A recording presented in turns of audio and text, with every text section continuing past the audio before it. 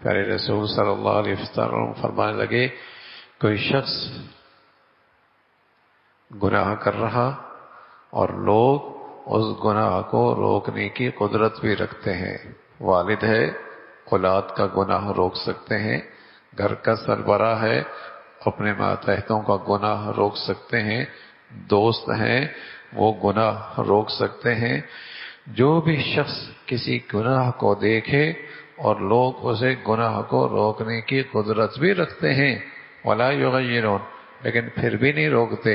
الا اصابهم اللہ بعقاب قبل ان یموتوا، مرنے سے پہلے اللہ انہیں کسی مصیبت میں ضرور مبتلا فرمائے. جہاں گناہ نہ کرنا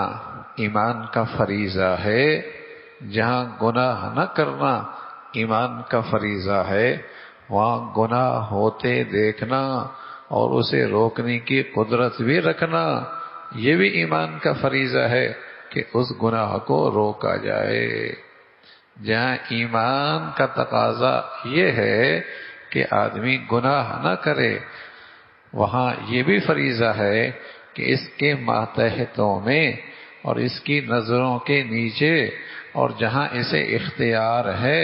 اور گناہ روکنا چاہے تو روک سکتا ہے، اور اس کی بات مانی سنی جاتی ہے، اس کا اتنی بات کی قدر اور اہمیت ہے کہ گناہ کہے رک جائے تو رک سکتا ہے، لیکن اسے پرواہ ہی نہیں ہے اور اسے پرواہ ہی نہیں ہے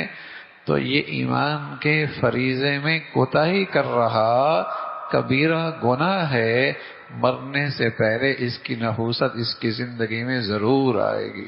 عبداللہ ابن عباس فرمایا کرتے تھے رضی اللہ تعالیٰ عنہ، ایک آدمی ڈھیر ساری نیکیاں کرتا ہے اور ایک آدمی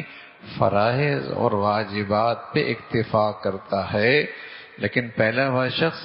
نوافل میں تو بہت آگے ہے لیکن اس کی زندگی میں اللہ کی نافرمانی بھی ہے، اور دوسرا شخص فرائض اور واجبات پر اکتفا کرتا ہے لیکن تقوی کی زندگی ہے، گناہ نہیں ہے اس کی زندگی میں. فرمایا عبداللہ یہ بتاؤ ان دونوں میں زیادہ محفوظ کون ہے، ان دونوں میں زیادہ محفوظ کون ہے؟ حضرت عبداللہ فرمانے لگے جو شخص ڈھیر ساری نیکیاں کرتا ہے لیکن اللہ کی نافرمانی بھی ہے تو یاد رکھو یہ ہر وقت خطرے میں ہے، اس لیے کہ ہر گناہ کے پیچھے اللہ کا غضب چھپا ہوا ہے، ہر گناہ کے پیچھے اللہ کی ناراضگی چھپی ہوئی ہے،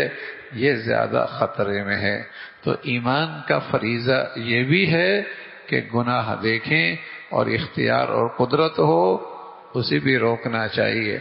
آج گناہ جو زندگی میں رچ بس گئے،